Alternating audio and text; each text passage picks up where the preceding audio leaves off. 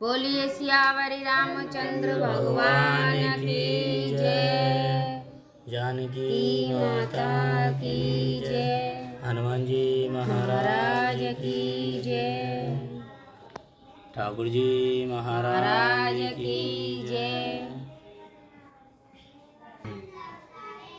ऋचराज जामवन कहने लगे, मैं अब बूढ़ा हो गया, शरीर में पहले वाले बल का लेस भी नहीं रहा।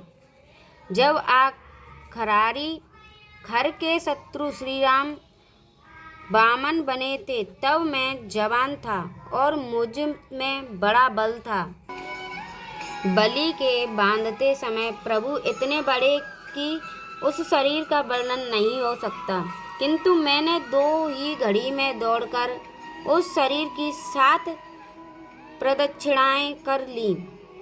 अंगद ने कहा, मैं पार तो चला जाऊंगा, परंतु लौटते समय के लिए हृदय में कुछ संदेह है। जामवन ने कहा, तुम सब प्रकार से योग्य हो, परंतु तुम सबके नेता हो, तुम्हें कैसे भेजा जाए।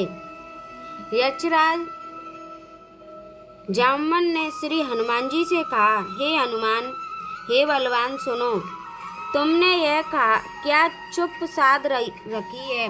तुम पवन के पुत्र हो और बल में पवन के समान हो। तुम बुद्धि, विवेक और विज्ञान की खान हो। जगत में कौन सा ऐसा कठिन काम है जो हे तात तुमसे ना हो सके। श्री राम जी के कार्य के लिए ही तो तुम्हारा अवतार हुआ है। यह सुनते ही हनुमान जी पर्वत के आकार के अत्यंत विशालकाय हो गए। उनका सोने का सा रंग है, शरीर पर तेज सुशोभित है, मानो दूसरा पर्वतों का राजा सुमेरु हो। हनुमान जी ने बार बार सिंहनाद करके कहा, मैं इस खारे समुद्र को खेल में ही लांघ सकता हूँ और सहायकों सहित रावण को मारकर त्रिकुट पर्वत को उखाड़कर यहाँ ला सकता हूँ। हे जामवन, मैं तुमसे पूछता हूँ, तुम मुझे उचित सीख देना कि मुझे क्या करना चाहिए।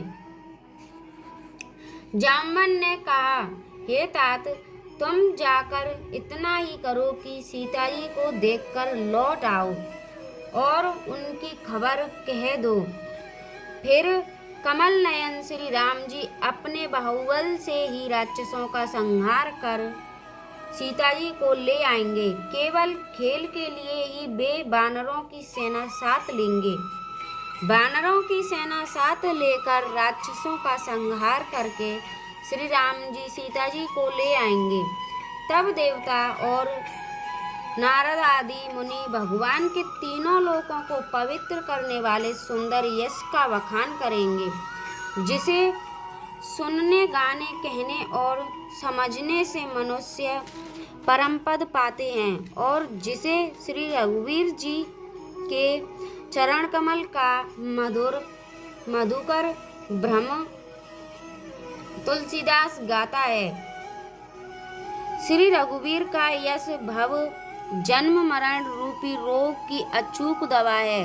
जो पुरुष और स्त्री इसे सुनेंगे, त्रिशिरा के शत्रु श्री राम जी उनके सब मनोरथों को सिद्ध करेंगे। जिनका नीले कमल के समान श्याम शरीर है, जिनकी शोभा करोड़ों कामदेवों से भी अधिक है और जिनका राम नाम पाप रूपी पक्षियों को मारने के लिए बधिक व्याध के समान है, उन श्री राम के गुणों के समूह लीला को अवश्य सुनना चाहिए। मंगल भवने अमंगल हारी, द्रवौ सुदशरथ अजिर बिहारी। राम सिया राम सिया राम।